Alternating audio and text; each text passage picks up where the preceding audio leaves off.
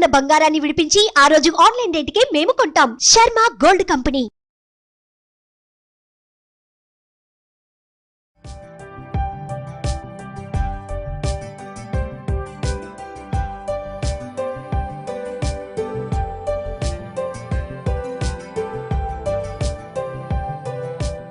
నమస్కారం, మీరు చూస్తుంది India's largest digital media network Suman TV. నేను మీ కీర్తి.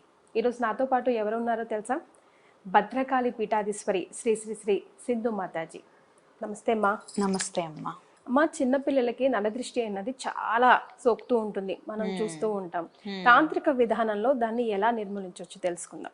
సర్వసాధారణంగా చిన్నపిల్లలు చాలా ముద్దుగా ఉంటారు, ప్లెయిన్ హార్ట్తో ఉంటారు. వాళ్ళ మొహం చాలా చందమామలాగా వెలుగుతూ ఉంటుంది అన్నమాట.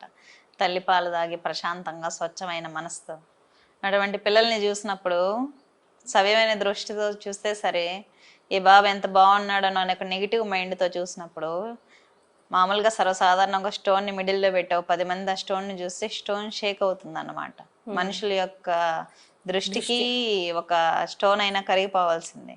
అటువంటిది పిల్లాడు సడన్ గా సిక్ అవుతూ ఉంటారు.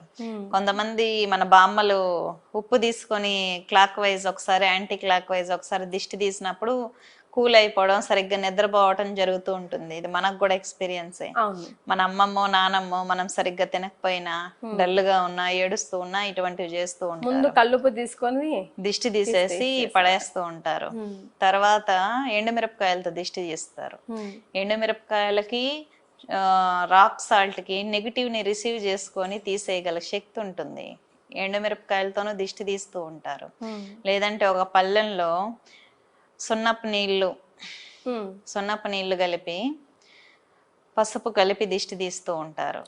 దాన్ని రెడ్ కలర్ వాటర్ తో రెడ్ కలర్ అవుతుంది, అది దిష్టి తీస్తుంటారు. అప్పుడు నెగిటివ్ క్లియర్ అయిపోతూ ఉంటుంది. ఎప్పుడు కానీ హనుమాన్ చాలా ఎక్కువ పిల్లలు నైట్ టైమ్స్ అలా షేక్ అవటం, భయపడి ఉలిక్కిపడి లేయటం ఉన్నప్పుడు ఆంజనేయ స్వామి టెంపుల్కి వెళ్ళి స్వామివారిది సింధూరం ఉంటుంది, సింధూరం ధరింప చేయటం ద్వారా కూడా చిన్నపిల్లలకు బాగుంటుంది అనమాట, బెస్ట్ గా ఉంటుంది.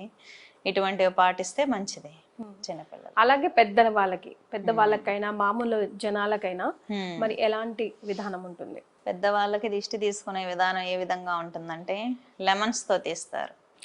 నిమ్మకాయకి నెగిటివ్ రిసీవ్ చేసుకోగలిగిన శక్తి, ఒక శక్తిని క్యారీ చేయగలిగిన శక్తి ఉంటుంది లెమన్ కి. ఎక్కువ శక్తి దేవత ఆలయాల్లో నిమ్మకాయని ఎందుకు వాడతారంటే, అమ్మవారికి ఒక నిమ్మకాయని సమర్పించడం ద్వారా ఒక ఏనుగు వచ్చినంత బలం వస్తుంది అనమాట ఆ విగ్రహానికి.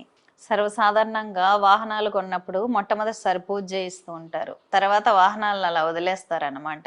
మామూలుగా వాహనం ఇనుముతో తయారు చేయబడింది కాబట్టి నెగిటివ్ని ఎక్కువగా రిసీవ్ చేసుకునే గుణం ఉంటుంది. మన వాహన ప్రమాదాలు జరగకుండా, ఇబ్బందులు కలగకుండా ఉండాలంటే నెలకొకసారి అమావాస్యకి కానీ అష్టమికి కానీ కార్ వాష్ చేయించినప్పుడు గుమ్మడికాయ దిష్టి తీయటము, లేకుంటే ఈ లెమన్స్ని కానీ కోకోనట్ ద్వారా కానీ దిష్టి తీసి నెగిటివ్ని క్లియర్ చేసుకొని, ఏదైనా దేవతా సంబంధమైన వస్తువులు కారులో ఉంచడం ద్వారా వాహన ప్రమాదాల నుంచి కొంచెం తప్పించుకోవచ్చు. ఈ విధంగా నెగిటివ్ ఫోర్స్ అనేది మన ఇంటి మీద, వాహనాల మీద, మనుషుల మీద, చిన్నపిల్లల మీద కూడా ఖచ్చితంగా ప్రభావవంతంగా ఉంటుంది. కాబట్టి ఎప్పుడు కూడా మనం ఉన్న స్థలం పవిత్రంగా ఉంచుకోవాలి, శక్తిపరంగా మనము పవిత్రంగా ఉండాలి. ఉపాసనలు చేస్తూ కొన్ని ఎక్స్టర్నల్ వాటికి చేయాలన్నప్పుడు కొన్ని ఎక్స్టర్నల్ వస్తువులు వాడాల్సి ఉంటుంది. దాన్నే తంత్రం అంటాం అన్నమాట. జనరల్గా ఎవరైనా మన ఇంటికి వచ్చి వెళ్ళినప్పుడన్నా, లేకపోతే మనం ఎక్కడికైనా వెళ్ళొచ్చినప్పుడైనా మనకు ఒక అనీజీనెస్, ఏదో నెగిటివ్, ఇప్పటిదాకా బాగున్నాను సడన్గా హెడేక్ వస్తుంది ఏంటి, వాటెవర్ మనం అట్లా అనుకుంటూ ఉంటాం. సో ఎలాంటి సింబల్స్ మనకు వస్తూ ఉంటాయి, సిగ్నల్స్ మనకు వస్తూ ఉంటాయి, వచ్చినప్పుడు మనం ఏం చేయాలి? సర్వసాధారణంగా మనం ఎదుటి వ్యక్తుల ఇంటికి వెళ్ళినప్పుడు అక్కడ స్థలంలో ఉన్న నెగిటివ్ ఫోర్స్ వల్ల, అక్కడున్న వ్యక్తుల యొక్క నెగిటివ్ థాట్స్ వల్ల మన ఇబ్బంది పడటం అనేది జరుగుతుంది. ఇంటికి తిరిగి రాగానే మన స్వస్థలంలో ఆ నెగిటివ్ ఫోర్స్ వల్ల మన ఆరా ఇబ్బంది అయ్యి ఒక రకంగా హెడేక్గా అనిపిస్తుంది అన్నమాట.